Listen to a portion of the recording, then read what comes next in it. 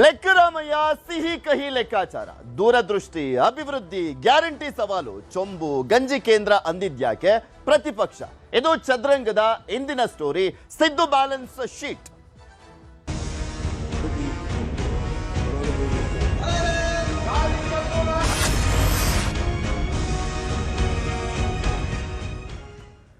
ಸಾಲದ ಹೊರೆ, ಗ್ಯಾರಂಟಿಗಳ ಸವಾಲಿನ ಮಧ್ಯೆ ಬಜೆಟ್ ಅನ್ನ ಮಂಡಿಸಿದ್ದಾರೆ ಸಿದ್ದರಾಮಯ್ಯ. ಮೂರನೇ ಬಾರಿಗೆ ಕೊರತೆಯ ಬಜೆಟ್, ಕಂಟಿನ್ಯೂಸ್ಲಿ ಮೂರನೇ ಬಾರಿಗೆ ಕೊರತೆ ಬಜೆಟ್ ಅನ್ನ ಮಂಡಿಸಿದ್ದಾರೆ ಸಿದ್ದರಾಮಯ್ಯನವರು. ಇದರಲ್ಲೇ ಗೊತ್ತಾಗ್ತದೆ ಯಾವ ರೀತಿಯ ಒದ್ದಾಡ್ತಾ ಇದ್ದಾರೆ ಗ್ಯಾರಂಟಿಗಳಿಂದಾಗಿ ಅಂತ. ಅಭಿವೃದ್ಧಿಯೇ ಟಾರ್ಗೆಟ್ ಅನ್ನುವಂಥ ರೀತಿಯಲ್ಲೂ ಕೂಡ ಮಂಡಿಸಿದ್ದಾರೆ. ಬಟ್ ಆ ಅನುದಾನ ರಿಲೀಸ್ ಆದ್ಮೇಲೆ ಗೊತ್ತಾಗೋದು ಅದಕ್ಕೆಲ್ಲ ಹಣ ಕೊಟ್ರಾ ಇಲ್ವಾ ಅಂತ. ಇನ್ನು ಅಹಿಂದ ಸಮುದಾಯಕ್ಕೆ ಸಿದ್ದರಾಮಯ್ಯ ಕೈನಿಂದ ಬಂಪರ್ ಅನ್ನ ಕೊಟ್ಟಂತೆ ಕಾಣಿಸ್ತಾ ಇರುವಂತದ್ದು. ಇನ್ನ ಇದೇ ವಿಚಾರಕ್ಕೆ ಸಂಬಂಧಪಟ್ಟಂತೆ ಸಿದ್ದರಾಮಯ್ಯನವರು ಬಜೆಟ್ ಮಂಡಿಸಾಯ್ತಲ್ಲ, ಈಗ ಪ್ರೆಸ್ ಮೀಟ್ ಅನ್ನ ಮಾಡ್ತಾ ಇದ್ದಾರೆ. ಏನ್ ಮಾತನಾಡ್ತಾ ನೋಡೋಣ.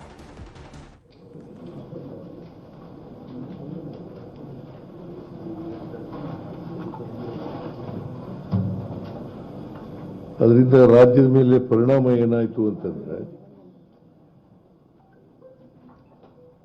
ನಮ್ದು ಟ್ಯಾಕ್ಸ್ ಗ್ರೋತ್ 10% ಇತ್ತು.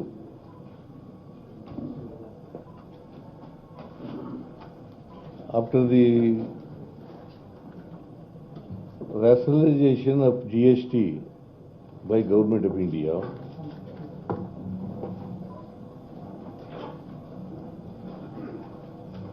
$4 ಇಳಿದು ಬಿಡ್ತು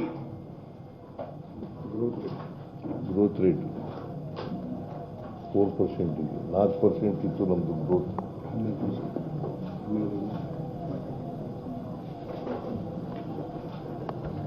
10% 12% ಇತ್ತು.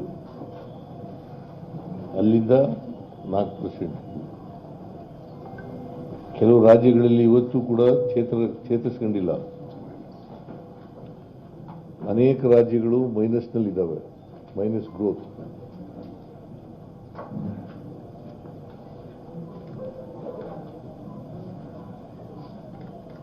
ಇಷ್ಟೆಲ್ಲ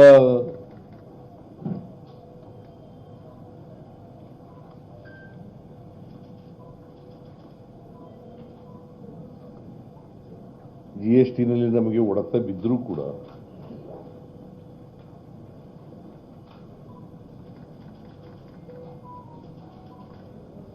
GST ಕಲೆಕ್ಷನ್ನಲ್ಲಿ ರಾಷ್ಟ್ರದಲ್ಲಿ ನಾವು 2ನೇ ಸ್ಥಾನದಲ್ಲಿದ್ದೀವಿ. ಮಹಾರಾಷ್ಟ್ರ ನಂಬರ್ 1,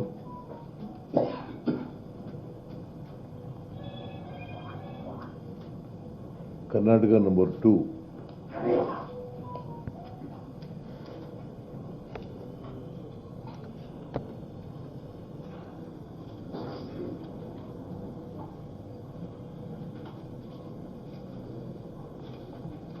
ನಮಗೆ ಸುಮಾರು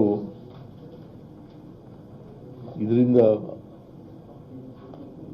ತೆರಿಗೆನಲ್ಲಿ 10,000 ಕೋಟಿ ಕಡಿಮೆ ಆಯಿತು.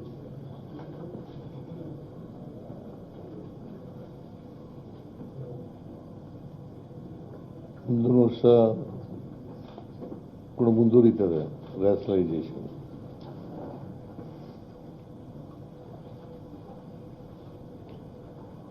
ಸುಮಾರು 15,000 ಕೋಟಿ ರೂಪಾಯಿ ಕಡಿಮೆ ಆಗುತ್ತೆ.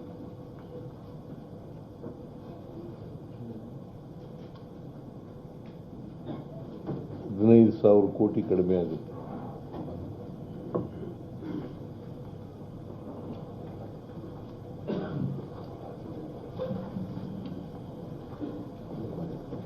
ಕೇಂದ್ರ ಸರ್ಕಾರದ ಅಸಹಕಾರ ಮತ್ತು ಮಲ್ತಾಯಿ ಧೋರಣೆ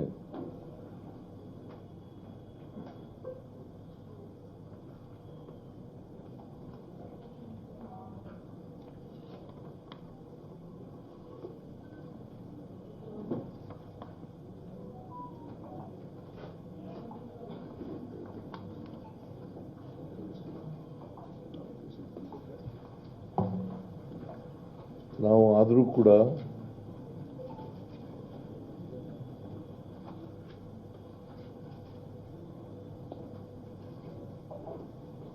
ಹೆಚ್ಚು ವಿತ್ತೀಯ ಶಿಸ್ತನ್ನು ಉಲ್ಲಂಘನೆ ಮಾಡ್ತಕ್ಕಂಥ ಕೆಲಸವನ್ನು ಮಾಡಿಲ್ಲ.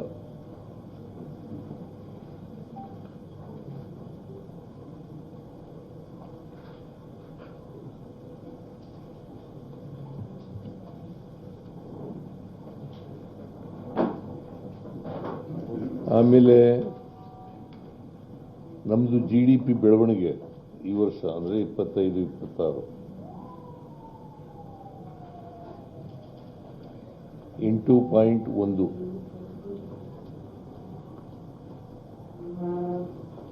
ರಾಷ್ಟ್ರದ್ದು GDP ಬೆಳವಣಿಗೆ ಎಷ್ಟಪ್ಪ ಅಂತಂದರೆ ನ್ಯಾಷನಲ್ ಅವರೇಜ್ 7.4.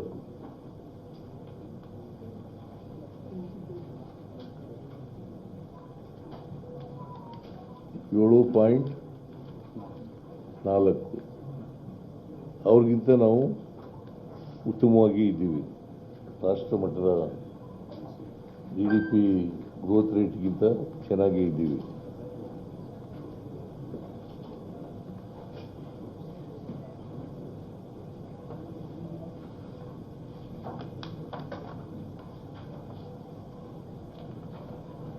ಆಮೇಲೆ ನಾವು ಎಲ್ಲ ಗ್ಯಾರಂಟಿ ಯೋಜನೆಗಳಿಗೆ 51,000 52,000 ರೂಪಾಯಿ ಪ್ರತಿ ವರ್ಷ ಖರ್ಚು ಮಾಡ್ತಾ ಇದ್ದೀವಿ.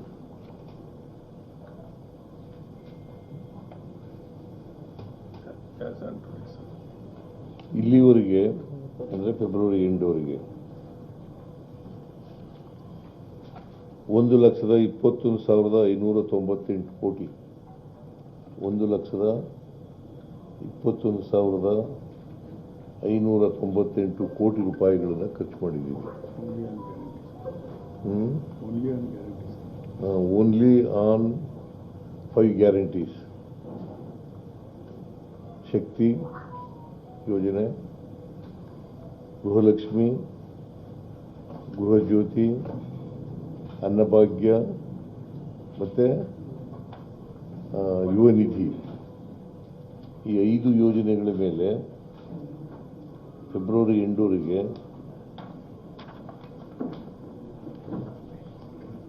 1,21,598 ಕೋಟಿ ಖರ್ಚು ಮಾಡಿದ್ದೀವಿ. ಅಂದರೆ ನಾವು ಜನತೆಗೆ ಕೊಟ್ಟಿದ್ದಂಥ ಭರವಸೆಗಳನ್ನು ಈಡೇರಿಸ್ತಕ್ಕಂಥ ಪ್ರಯತ್ನವನ್ನೂ ಮಾಡಿದ್ದೀವಿ.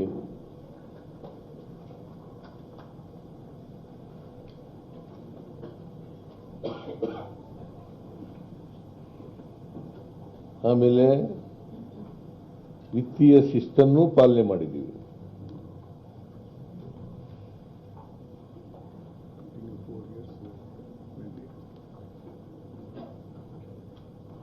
ಮುಂದಿನ ವರ್ಷ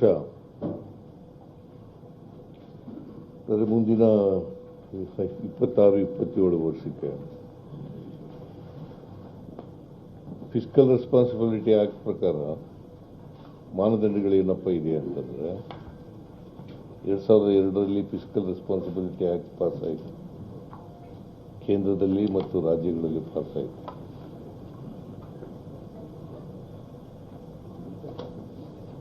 ಅದರ ಪ್ರಕಾರ ಬಹಳ ಪ್ರಮುಖವಾಗಿ 3 ಮಾನದಂಡಗಳಿದ್ದಾವೆ.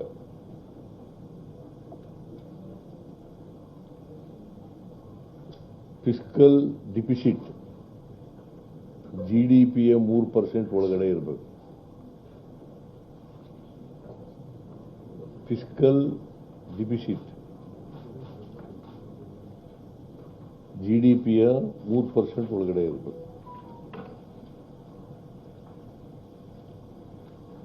ಮತ್ತೆ ನಮ್ಮದು ಟೋಟಲ್ ಲಿಯಾಬಿಲಿಟಿ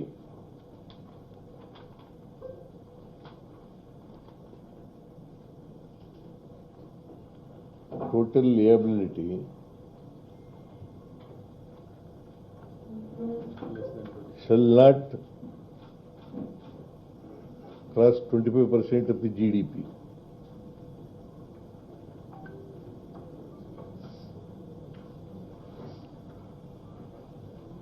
ಇದು ಬಹಳ ಇಂಪಾರ್ಟೆಂಟು. ಒಂದು ಫಿಸ್ಕಲ್ ಡಿಫಿಸಿಟ್ಟು GDPಯ 3% ಒಳಗಡೆ ಇರಬೇಕು.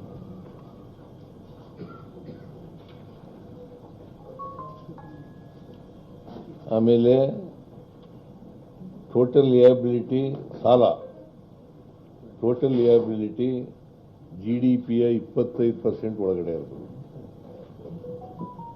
ನಮ್ಮದು GDP ಮುಂದಿನ ವರ್ಷಕ್ಕೆ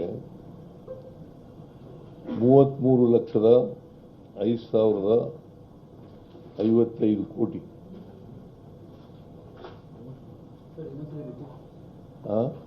33,05,500. 33,05,500 ಗೊತ್ತಾಯ್ತಲ್ಲ.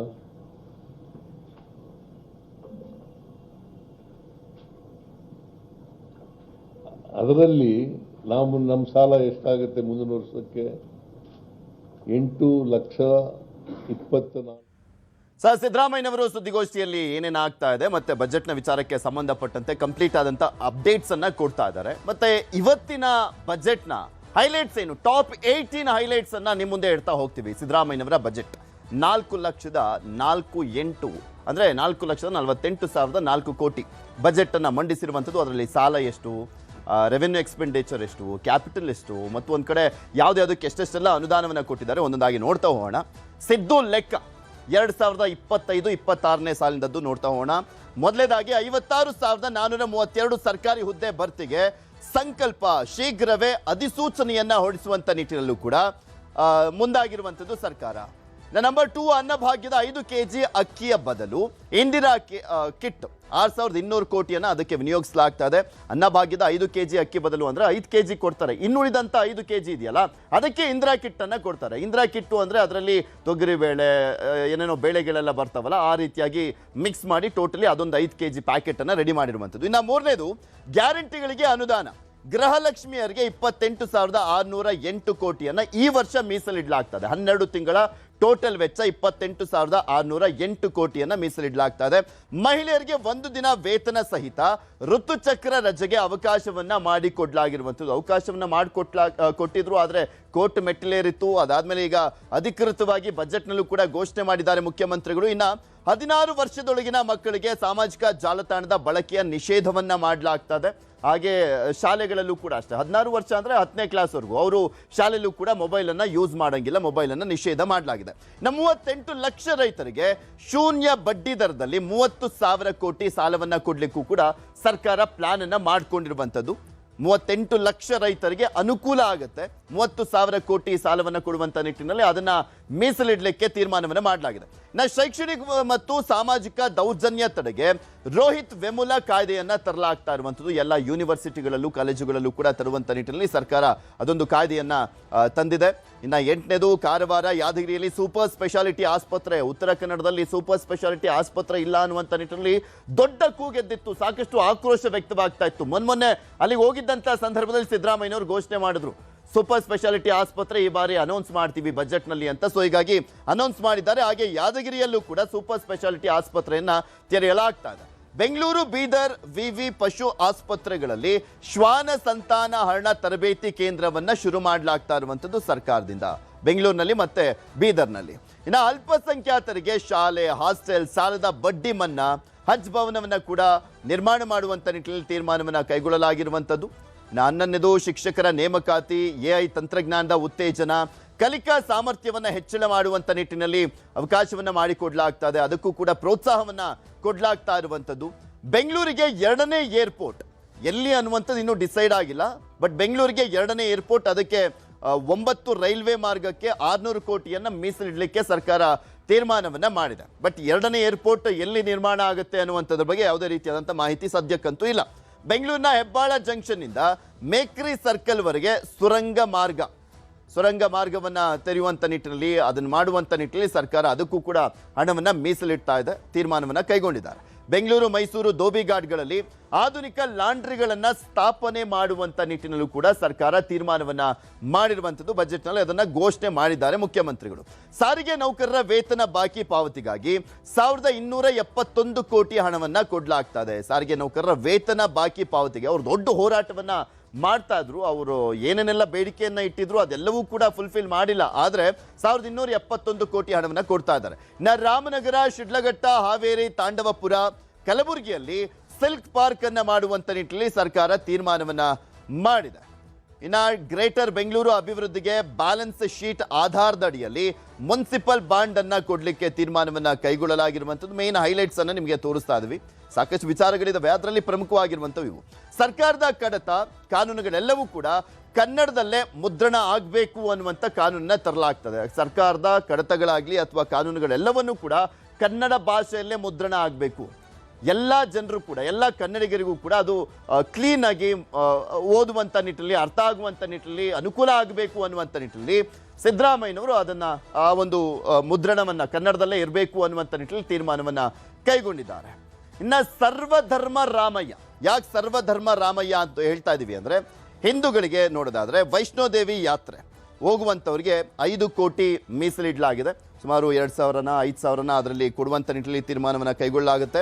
ಇನ್ನು 259 ಕಲ್ಯಾಣಿಗಳ ಪುನಶ್ಚೇತನಕ್ಕೆ 5 ಕೋಟಿ ಹಣವನ್ನು ಮೀಸಲಿಡಲಾಗಿರುವಂಥದ್ದು. 259 ಕಲ್ಯಾಣಿಗಳ ಪುನಶ್ಚೇತನ ಮಾಡುವಂಥ ನಿಟ್ಟಿನಲ್ಲಿ ಕೂಡ ಸರ್ಕಾರ ಒಂದು ಯೋಜನೆಯನ್ನ ಹಾಕ್ಕೊಂಡಿದೆ. ಅದೆಲ್ಲವೂ ಕೂಡ ಆಗತ್ತಾ ಕಾದು ನೋಡಬೇಕು. ಇನ್ನು ಕುಕ್ಕೆ ಕೊಲ್ಲೂರು ದೇವಸ್ಥಾನಗಳಿಗೆ ಅಭಿವೃದ್ಧಿ ಪ್ರಾಧಿಕಾರವನ್ನ ಮಾಡಲಾಗ್ತಾ ಇದೆ. ಅಲ್ಲಿಗೆ ಸರ್ಕಾರದಿಂದ ಅಭಿವೃದ್ಧಿ ಪ್ರಾಧಿಕಾರ ಬರುತ್ತೆ. ಇನ್ನು ಕುಕ್ಕೆ ಮತ್ತು ಕೊಲ್ಲೂರು ದೇವಸ್ಥಾನಗಳಿಗೆ. ಇನ್ನು ಶ್ರೀಶೈಲಂನಲ್ಲಿ ಹೊಸದಾಗಿ ಯಾತ್ರಿ ನಿವಾಸವನ್ನ ನಿರ್ಮಾಣ ಮಾಡುವಂತ ನಿಟ್ಟಿನಲ್ಲೂ ಕೂಡ ತೀರ್ಮಾನವನ್ನ ಕೈಗೊಳ್ಳಲಾಗಿರುವಂಥದ್ದು. ಶ್ರೀಶೈಲಂಗೆ ದೊಡ್ಡ ಸಂಖ್ಯೆಯಲ್ಲಿ ಕರ್ನಾಟಕದ ಭಕ್ತರು ಹೋಗ್ತಾರೆ. ಸೊ ಹೀಗಾಗಿ ಅಲ್ಲಿ ಪರದಾಡುವಂತ ಪರಿಸ್ಥಿತಿ ಇತ್ತು. ಒಂದು ಯಾತ್ರಿ ಭವನ ಇಲ್ಲ ಕನ್ನಡಿಗರಿಗೆ ಅಂತ. ಸೊ ಅದಕ್ಕೆ ಒಂದು ಯಾತ್ರಿ ನಿವಾಸವನ್ನ ನಿರ್ಮಾಣ ಮಾಡುವಂತ ನಿಟ್ಟಿನಲ್ಲಿ ಸರ್ಕಾರ ನಿರ್ಧಾರವನ್ನ ಮಾಡಿರುವಂಥದ್ದು. ಮುಸ್ಲಿಂ ಸಮುದಾಯಕ್ಕೆ ಹುಬ್ಬಳ್ಳಿ ಕಲಬುರಗಿಯಲ್ಲಿ ಹಜ್ ಭವನ ನಿರ್ಮಾಣ ಮಾಡಲಿಕ್ಕೆ ಸರ್ಕಾರ ಯೋಜನೆಯನ್ನ ರೂಪಿಸಿದೆ. ಅಲ್ಲಿ ನಿರ್ಮಾಣ ಮಾಡ್ತಾರೆ. ವಕ್ಫ್ ಆಸ್ತಿ ಅಭಿವೃದ್ಧಿಗೆ ಹಣ ಮೀಸಲಿಡ್ಲಾಗ್ತದೆ. ವಕ್ಫ್ ಆಸ್ತಿ ಅಭಿವೃದ್ಧಿಗೆ ಹಣ ಮೀಸಲಿಡ್ಲಾಗ್ತಾ ಇರುವಂಥದ್ದು. ಇನ್ನು ಎಷ್ಟು ಅಭಿವೃದ್ಧಿ ಮಾಡ್ತಾರೋ ಗೊತ್ತಿಲ್ಲ ವಕ್ಫ್ ಆಸ್ತಿಯ ವಿಚಾರಕ್ಕೆ ಸಂಬಂಧಪಟ್ಟಂತೆ. ಬಿಕಾಸ್ ಅದಕ್ಕೆ ಆದಂಥ ಒಂದು ಹಣ ಇದೆ, ಅದಕ್ಕೆ ಇನ್ನಷ್ಟು ಅಭಿವೃದ್ಧಿಗೆ ಅನುದಾನವನ್ನು ಕೊಡ್ತಾರೆ, ನೋಡಬೇಕಾಗಿದೆ. ಇನ್ನು ಕ್ರೈಸ್ತ ಧರ್ಮಕ್ಕೆ ಅಂತ ನೋಡೋದಾದ್ರೆ ಕ್ರೈಸ್ತ ಸಂಸ್ಥೆಗಳ 10 ವೃದ್ಧಾಶ್ರಮಗಳಿಗೆ 5 ಕೋಟಿ ಹಣವನ್ನು ಕೊಡಲಾಗುತ್ತೆ. ಕ್ರೈಸ್ತ ಸಂಸ್ಥೆಗಳ ಅಡಿಯಲ್ಲಿ ಬರುವಂಥ 10 ವೃದ್ಧಾಶ್ರಮಗಳಿಗೆ. ಇನ್ನು ಜೈನ, ಬೌದ್ಧ, ಸಿಖ್ ಧರ್ಮಕ್ಕೆ ಎಲ್ಲ ಸಮುದಾಯಕ್ಕೆ 100 ಕೋಟಿ ಅನುದಾನವನ್ನ ಮೀಸಲಿಡಲಾಗ್ತಾ ಇದೆ. ಆ ಸಮುದಾಯಗಳಿಗೆ ಬೌದ್ಧ ಧರ್ಮಾಚಾರಿಗಳಿಗೆ ಮಾಸಿಕ 6,000 ರೂಪಾಯಿ ಗೌರವ ಧನವನ್ನ ಕೊಡುವಂತ ನಿಟ್ಟಿನಲ್ಲೂ ಕೂಡ ತೀರ್ಮಾನವನ್ನ ಕೈಗೊಳ್ಳಲಾಗಿರುವಂಥದ್ದು ಸಿದ್ದರಾಮಯ್ಯನವರು ಬಜೆಟ್ನಲ್ಲಿ ಘೋಷಣೆ ಮಾಡಿದ್ದಾರೆ. ಇನ್ನ ಏನೇನೆಲ್ಲ ಬದಲಾವಣೆ ಆಗ್ತಾ ಇದೆ, ಬದಲಾವಣೆ ಯಾವ ರೀತಿಯಾಗಿ ಮಾಡಲಾಗ್ತಾ ಇದೆ ಅಂತ ನೋಡೋದಾದ್ರೆ ಹೆಸರು ಚೇಂಜ್. ಇಲ್ಲಿ ವಿಕ್ಟೋರಿಯಾ ಆಸ್ಪತ್ರೆ ಇನ್ನು ಮುಂದೆ ಶಾಂತವೇರಿ ಗೋಪಾಲಗೌಡ ಆಸ್ಪತ್ರೆ. ಅದಕ್ಕೆ ಹೊಸದಾಗಿ ನಾಮಕರಣ ಮಾಡಲಾಗ್ತಾ ಇರುವಂಥದ್ದು ವಿಕ್ಟೋರಿಯಾ ಆಸ್ಪತ್ರೆಗೆ ಶಾಂತವೇರಿ ಗೋಪಾಲಗೌಡ ಆಸ್ಪತ್ರೆ ಅಂತ ಇನ್ನ ಅದಕ್ಕೆ ಹೆಸರನ್ನ ನಾಮಕರಣ ಮಾಡಲಾಗ್ತದೆ, ವಿಕ್ಟೋರಿಯಾ ಆಸ್ಪತ್ರೆ. ಬೆಂಗಳೂರು ಮೈಸೂರಿನ ಧೋಬಿಘಾಟ್ಗಳಲ್ಲಿ ವಾಷಿಂಗ್ ಮೆಷಿನ್, ಡ್ರೈಯರ್ ಅನ್ನ ವ್ಯವಸ್ಥೆ ಮಾಡಲಾಗ್ತಾ ಇರುವಂಥದ್ದು. ಸಿದ್ದರಾಮಯ್ಯನವರು ಕೆಲವೊಂದು ಬದಲಾವಣೆಗಳನ್ನ ತರ್ತಾ ಇದ್ದಾರೆ. ಗ್ರಾಮ ಪಂಚಾಯಿತಿಗಳಿಗೆ ಮಹಾತ್ಮ ಗಾಂಧಿ ಹೆಸರನ್ನ ನಾಮಕರಣ ಮಾಡಲಾಗ್ತದೆ. ಯಾಕೆಂದ್ರೆ VBG ರಾಮ್ಜಿ ಬಂತಲ್ಲ, ಸೊ ಅವತ್ತೇ ಘೋಷಣೆ ಮಾಡಿದ್ರು ಗ್ರಾಮ ಪಂಚಾಯಿತಿಗಳಿಗೆ ನಾವು ಮಹಾತ್ಮ ಗಾಂಧಿ ಹೆಸರನ್ನ ನಾಮಕರಣ ಮಾಡ್ತೀವಿ ಅಂತ. ಸೊ ಈಗ ಬಜೆಟ್ನಲ್ಲಿ ಅದನ್ನ ಅನೌನ್ಸ್ ಮಾಡಿದ್ದಾರೆ ಸಿದ್ದರಾಮಯ್ಯ ಅವರು. ದುಬಾರಿ ರಾಮಯ್ಯ, ಯಾಕೆ ದುಬಾರಿ? ಶೀಘ್ರದಲ್ಲೇ ಎಣ್ಣೆ ದರ ಏರಿಕೆ ಆಗ್ತದೆ. ಎಣ್ಣೆ ರೇಟ್, ಮದ್ಯದ ರೇಟ್ ಅನ್ನ ಜಾಸ್ತಿ ಮಾಡ್ತಾ ಇದ್ದಾರೆ. ದರ ಏರಿಕೆ ನಿರ್ಧಾರ ಉತ್ಪಾದಕರಿಗೆ ಬಿಟ್ಟಿರುವಂಥದ್ದು ಸರ್ಕಾರ. ಎಷ್ಟು ದರ ಏರಿಕೆ ಮಾಡಬೇಕು ಅನ್ನುವಂಥದ್ದನ್ನ ನೀವೇ ತೀರ್ಮಾನ ಮಾಡಿ ಅನ್ನುವಂಥದ್ದನ್ನ ಸರ್ಕಾರ ಹೇಳಿದೆ. ಮದ್ಯದ ಅಂಶವಿರುವಂಥ ಪಾನೀಯಗಳ ಅಬಕಾರಿ ಸುಂಕವನ್ನ ಹೆಚ್ಚಳ ಮಾಡಲಾಗ್ತದೆ. ಎಷ್ಟರ ಮಟ್ಟಿಗೆ ಸಾಧ್ಯನೋ ಅದನ್ನು ಜಾಸ್ತಿ ಮಾಡೋದು, ಮತ್ತೆ ಚೆನ್ನಾಗಿ ಕುಡಿಸೋದು, ರಾಜ್ಯದ ಜನಕ್ಕೆ ಚೆನ್ನಾಗಿ ಕುಡಿಸ್ಬಿಟ್ಟು ಅದರಿಂದ ಆದಾಯ ಮಾಡುವಂಥ ನಿಟ್ಟಿನಲ್ಲಿ ಸಿದ್ದರಾಮಯ್ಯನವರು ಒಂದು ಪ್ಲಾನ್ ಅನ್ನ ಮಾಡಿದ್ದಾರೆ. ಕಳೆದ ವರ್ಷ 36,492 ಕೋಟಿ ಆದಾಯದ ಸಂಗ್ರಹ ಆಗಿತ್ತು. ಆ ಗುರಿ ಇಟ್ಕೊಂಡಿದ್ರು 36,492 ಕೋಟಿ. ಈ ವರ್ಷ 45,000 ಕೋಟಿ ಆದಾಯ ಸಂಗ್ರಹದ ಗುರಿ ಇಟ್ಕೊಂಡಿದ್ದಾರೆ. ಅಂದ್ರೆ ಚೆನ್ನಾಗಿ ಕುಡಿಸ್ತೀವಿ ನಮ್ಮ ಸರ್ಕಾರದಿಂದ, ಚೆನ್ನಾಗಿ ಕುಡೀರಿ ಅಂತ. ಬೀದಿಲಿ ಓಡಾಡಬೇಕಾದ್ರೂ ಕೂಡ ಏನಾದರೂ ಇಟ್ಕೊಂಡು ಕುಡಿಸೋದಕ್ಕೂ ಯಾರನ್ನಾದ್ರೂ ನೇಮಕ ಮಾಡಿದ್ರು ಮಾಡ್ಬಿಡ್ತಾರೇನಪ್ಪ, ಚೆನ್ನಾಗಿ ಆದಾಯ ಬರಲಿ ಅನ್ನುವಂಥ ಕಾರಣಕ್ಕೋಸ್ಕರ. ಇನ್ನು ಶೀಘ್ರದಲ್ಲೇ ಎಣ್ಣೆ ದರ ಏರಿಕೆ ಆಗುವಂಥ ಸಾಧ್ಯತೆ ಇದೆ. ಯಾವಾಗ ಆಗುತ್ತೆ ಅದು ಇನ್ನಷ್ಟೇ ಕನ್ಫರ್ಮ್ ಆಗಬೇಕಷ್ಟೇ. ಇನ್ನು ಸಿದ್ದರಾಮಯ್ಯನವರ ಬಜೆಟ್ನ ವಿಚಾರಕ್ಕೆ ಸಂಬಂಧಪಟ್ಟಂತೆ ಬಿಜೆಪಿ ನಾಯಕರು ಸಹಜವಾಗಿ ಟೀಕೆಯನ್ನ ಮಾಡ್ತಾರೆ. JDS ನಾಯಕರು ಕೂಡ ಟೀಕೆಯನ್ನ ಮಾಡ್ತಾರೆ. ಯಾರ್ಯಾರು ಯಾವ ರೀತಿಯಾಗಿ ಟೀಕೆ ಮಾಡಿದ್ದಾರೆ ನಿಮಗೆ ತೋರಿಸ್ತಾ ಇದ್ದೀವಿ, ದೃಶ್ಯಾವಳಿಗಳು ಗಮನಿಸಬಹುದು. ಚೊಂಬಿಡ್ಕೊಂಡು ಟೀಕೆಯನ್ನ ಮಾಡಿರುವಂಥದ್ದು. ಅಂದ್ರೆ ರಾಜ್ಯದ ಜನಕ್ಕೆ ಚೊಂಬು ಕೊಡ್ತಾ ಇದ್ದಾರೆ ಸಿದ್ದರಾಮಯ್ಯನವರು ಅಂತ. ಈ ಬಜೆಟ್ನಲ್ಲಿ ಏನೂ ಇಲ್ಲ, ಸಾಲ ಮಾಡಿ ತುಪ್ಪ ತಿನ್ನಿ ಅನ್ನುವಂಥ ರೀತಿಯಲ್ಲಿ ಬಜೆಟ್ ಅನ್ನ ಮಂಡಿಸಿದ್ದಾರೆ ಸಿದ್ದರಾಮಯ್ಯನವರು ಅನ್ನುವಂಥದ್ದು ಇವರ ಆರೋಪ.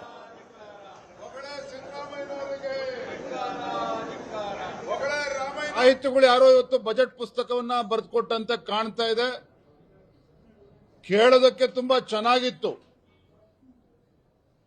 ಓದಕ್ಕೂ ಕೂಡ ತುಂಬಾ ಚೆನ್ನಾಗಿತ್ತು ಮುಖ್ಯಮಂತ್ರಿಗಳಿಗೆ ಬಹುಶಃ. ಆದರೆ ರಾಜ್ಯದ ಜನತೆಗೆ ಇದು ಯಾವುದೇ ಪ್ರಯೋಜನ ಆಗಿಲ್ಲ ಅನ್ನೋದು ಸತ್ಯ. 17ನೇ ಬಜೆಟ್ ಈ ನಾಡಿನ ಜನತೆಗೆ ದೊಡ್ಡ ಚೊಂಬನ್ನ ಮುಖ್ಯಮಂತ್ರಿಗಳು ನೀಡಿದ್ದಾರೆ ಅನ್ನೋದು ಸ್ಪಷ್ಟ.